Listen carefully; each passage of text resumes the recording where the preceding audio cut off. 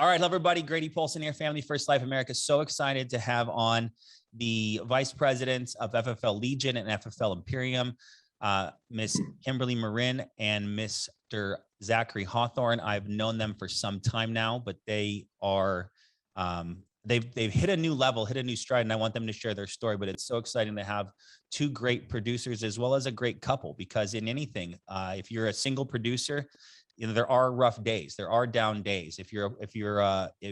And to have someone who has your back and to lift you up and to tell you you're going to be great at this, and everyone has bad days. It's a wonderful thing to be in business for yourself, but it's even wonderful to be partnered with someone that you love and you care about, and you both want what's best for each other. And I'm very blessed to be married to my amazing wife, who has lifted me up many days. And I know you two have had a roller coaster of life and business, and to have each other and to be fighting through this entrepreneurial game together and be arm in arm, side by side. One's producing, one's dialing, one's producing, and to have the same goals to build an agency and create a wonderful life. I think you're just a great example for others to mirror and emulate. And I'm grateful to have you on today. So without further ado, how are you guys? We're good. We're this is exciting. Good. I'm like, wow, this is an honor. This is awesome. Thank you for having us. We're extremely grateful to be on here with you guys, especially the honor to be able to go ahead and share our experience with you guys. So thank you, Grady. You got it, guys. Well, you're just, you're a testament to tenacity, to hard work, and to pushing through. And there's some updates in your life, and we've known each other for some time now. But I'd love to just kind of give you guys the floor to share your story about, how you found FFL and your background, and now where you're at today, and just kind of let everybody know about Zach and Kim. Yeah. Go ahead. Well, Grady, like you said, we've known you for years, actually. From our starter company, after we decided to leave, we wanted more. We wanted to be able to help more people. We wanted more options. So we came across FFL and we reached out to you, and actually Zach and I went to go meet with you in 2018, actually. It's quite some time from now, but at that time we were both, kind of just like confused on what exactly we wanted to do, whether we wanted to stay with insurance. We weren't really taking it serious at that time. And so when we started with FFL, we were in it for maybe a month or two, I would say. Yeah. And a little bit on that is, we left our practice company after being there for 2 years. Obviously, we reached out to Grady. And also on that is I was in a situation where I had found out about real estate, right? As I was doing FFL, and Grady was guiding us, and, I chose to go the real estate route. And after that, believe it or not, I ended up going back to my practice company, right? Why would I go back somewhere that did me no good in the beginning? I have no idea. So after a month of being back at my practice company, I understood that there was nothing like Family First Life. The reason being is because Kimberly stayed at Family First Life. And then this is 2020 right now, right? Kimberly was at Family First Life, and I'm over here trying to I left Family First Life for like a year and a half, I would say. I wasn't producing, doing anything, and went a different route. And then I kept seeing my friends like crushing it out here. I'm like, what the heck? What did I do wrong? I was like, so I decided to contact you guys again. And then I started doing this part-time while I was doing whatever I was doing during that time. And then I started making more money here than what I was putting all the hours over there. And I'm like, I'm out of here. So I became, transferred over.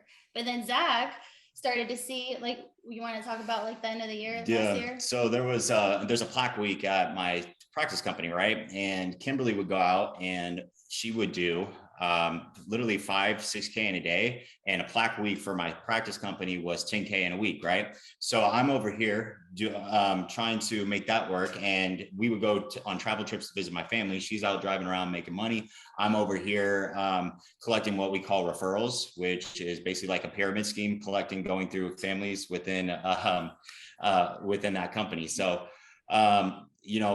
after that, I knew immediately that it was time to go back to Family First Life. Everybody that we knew that transferred over from our practice company was dominating there, and for good reason, because it is the place to be. After that, I gave Ashley Gromberg a call. I said, hey, I'd be grateful if I was able to come back and crush it at Family First Life. She talked to you. You guys opened up your arms, allowed me back in. So I'm forever grateful for that.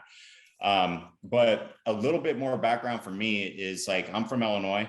Been out in Arizona for 12 years. Now we just made a transition, a big one for the business by moving out to South Carolina.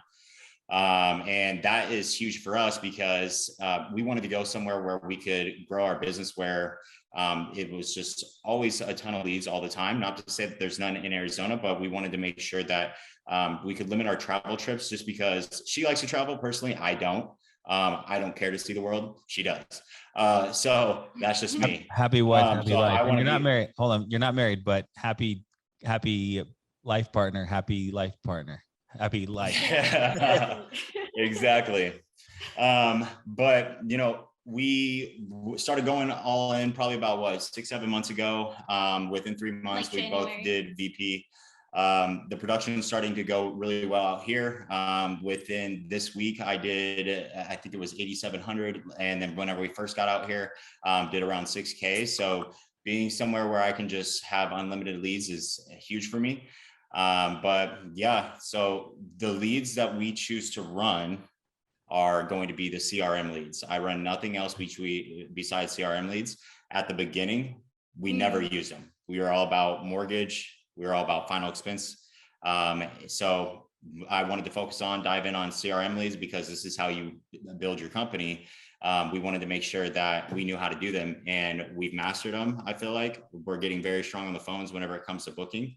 And the in-home is starting to come up pretty tight to where we need it to be able to help out the client appropriately. I would say like we're definitely students of the game. You know, when you guys tell us to do something, we do it. I think that's huge here because a lot of people are afraid to try things, and because they think they're going to fail, they're not going to do well. And it's like, that's all part of the journey. And that's what we've learned, you know, like we've always, like you said, stuck with like 1 or 2 types of leads, and we try to work the most out of it. And it came to the point where we're like, okay, we have to try all these leads that other people are having great success with, you know? So yeah, maybe Arizona didn't have the CRM leads at the time, but that's when we decided to go to different states. We tried them out. We love them, you know, and it's super important to try all leads. Like part of being a business owner is like, you're going to win some, you're going to lose some. It's part of the journey, you know? So it's awesome. I mean, all leads work if you work. Honestly, my favorite leads are all of them. Mortgage leads, CRM. I just started doing the Mid-Atlantic. I started doing the all web leads. So far, so good, which is awesome. But yeah, I mean, all leads work if you work, you know, so. I love it, guys. I love it. Hold on a second. I want you to keep going, but I want to just capture something. Your passion for the business it's on your face, right? You love it. I love all leads work, right? It's a family. It's a chance. It's a chance at a sale. It's a chance to protect someone. It's a chance to meet someone. And like, you know, Zach going, I don't like to travel, and Kim going, well, Kim likes to travel, you know, but that's the uniqueness of the business. I can stay here a little bit. She can travel.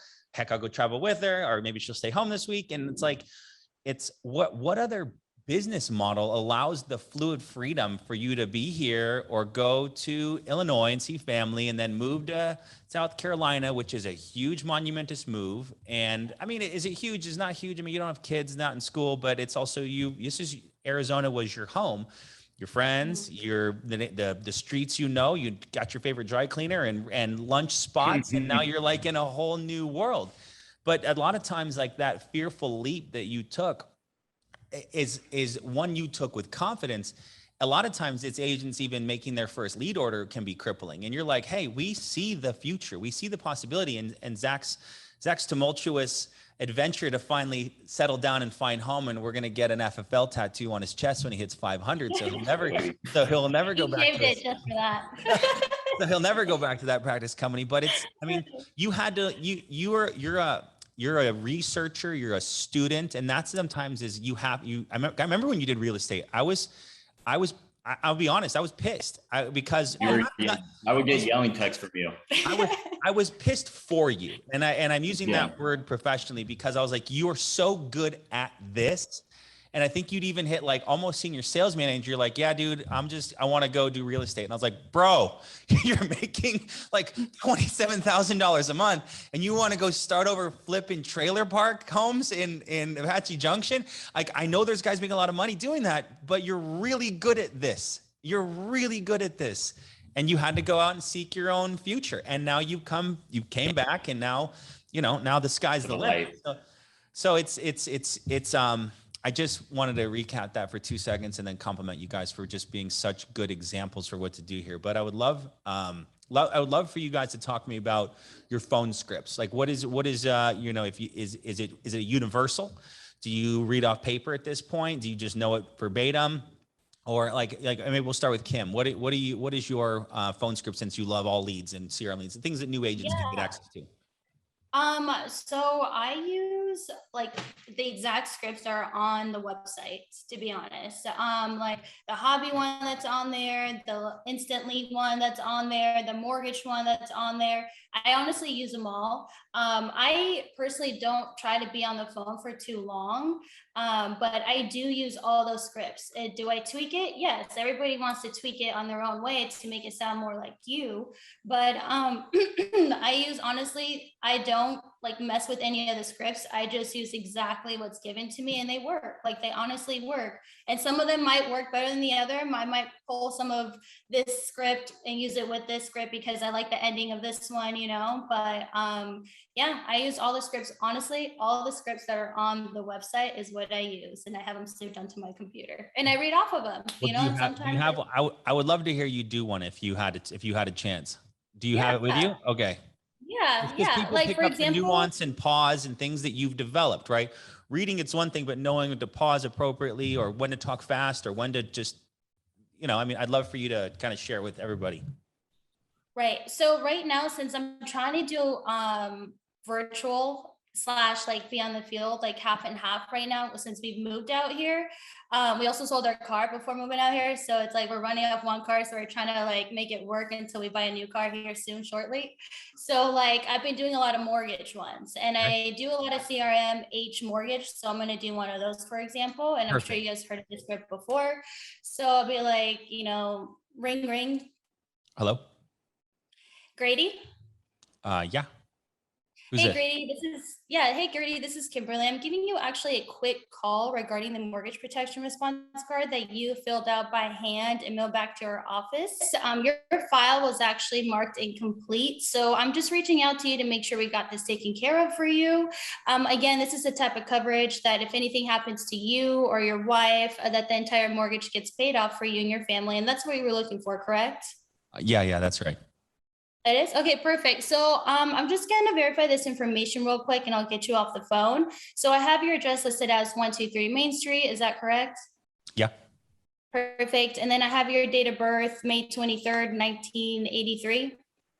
That's actually incredibly correct. Oh, really? Oh, perfect.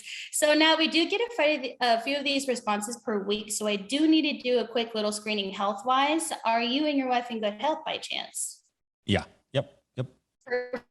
So, do you want me to read through the whole thing? I mean, that's a good start. So let's say that's perfect. No, let's try like a rebuttal or two. I'd love to hear how you go back. Okay. Let's say you tell me you got to come to the house. Do I go, you have to come to the house?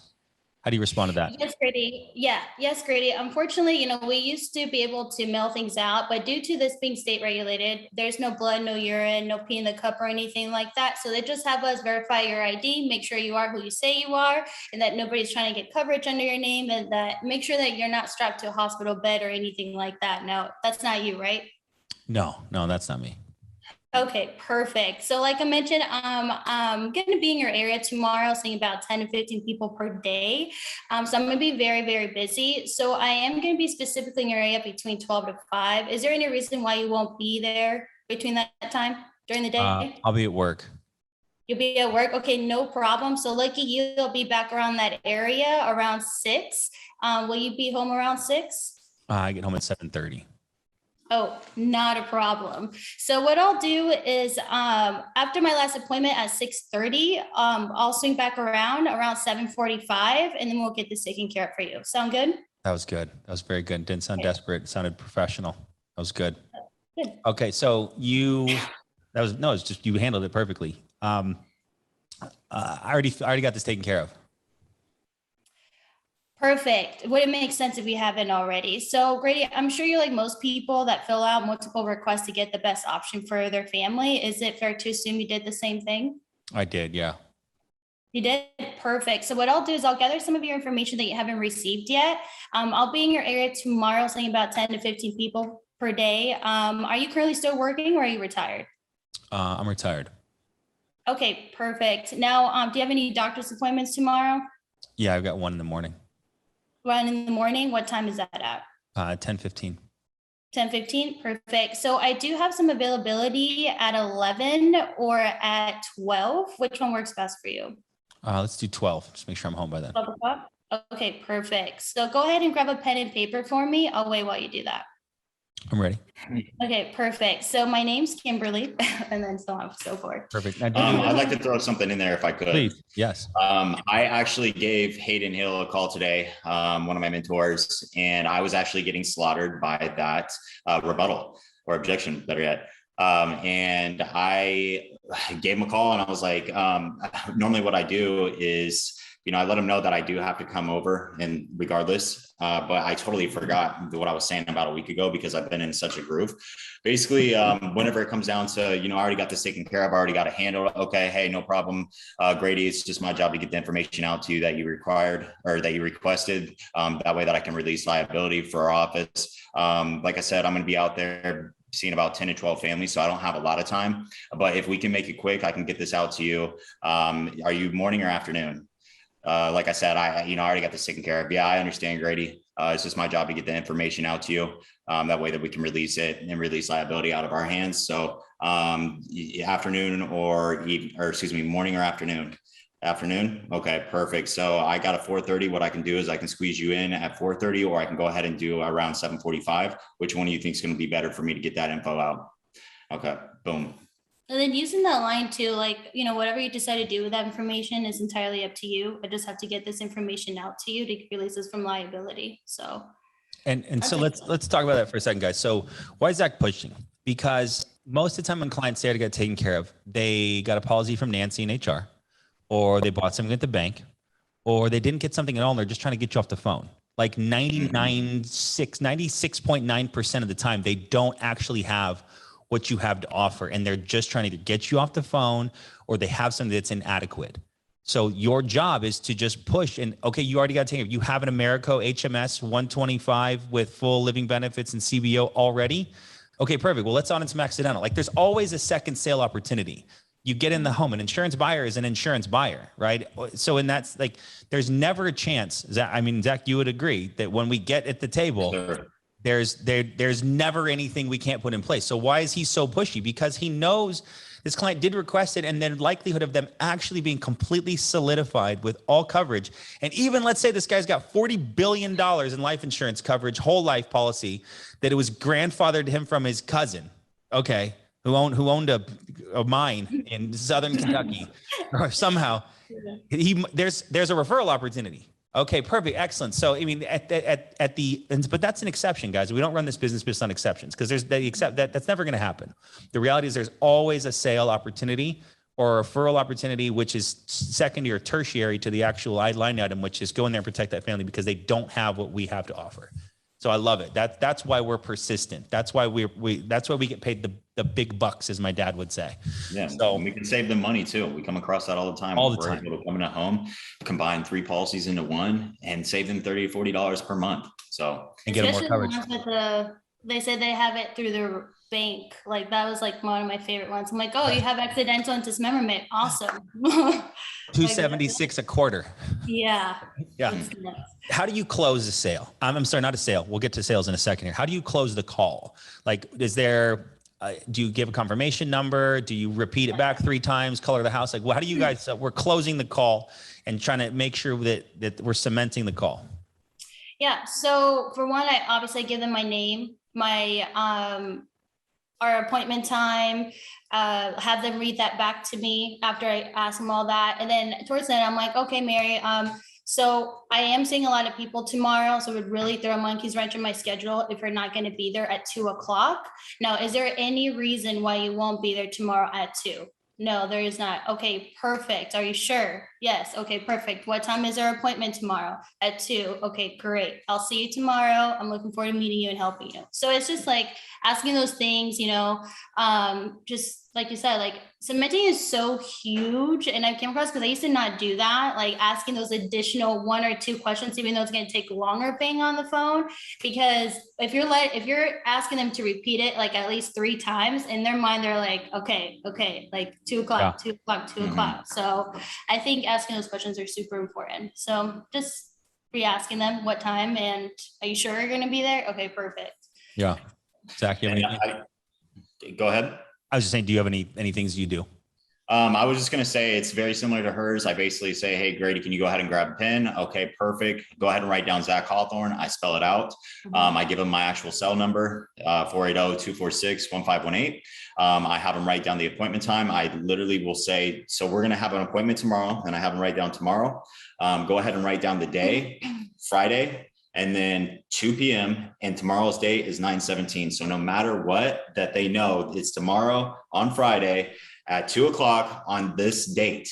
Yeah, no matter what. That's really good. Yeah. And then I also give them my national producer number, 1-855-9014, letting them know that they can go ahead and that's how you know he gets it to them, because he knows it by heart. they can go ahead and basically look that up online to make sure I am who I say I am. So, I'm a legitimate person coming over. Okay. Now, before I get you off the phone, are there any big dogs that I need to worry about, Grady, before I come over? Yeah. Okay. If you could have them tied up, I'd appreciate that. But also, is this going to be the biggest question that I always ask and want to make sure that they understand? Is this an apartment or is this a household? Because so many times whenever we first started, we would show up to apartments and not have an apartment number. And then the client may not answer because maybe they're taking a nap or something, right? So, and then I also let them end with the call. What you've always taught us is, I look forward to meeting you and helping you, and then have a good one. Boom, off the phone. Love it, dude. And I got to give credit to Paul McLean, because that's where I learned it. So yeah, I tell you that cementing the sale, that as a mentor told me, you spend half your time on the call getting the time, and the second half the call making sure they remember the time. And if you do those things, you're gonna get no-shows down to nearly 0. And I mean, many times I drove to Tucson with 4 appointments and drove back in frustration of tears with 4 no-shows.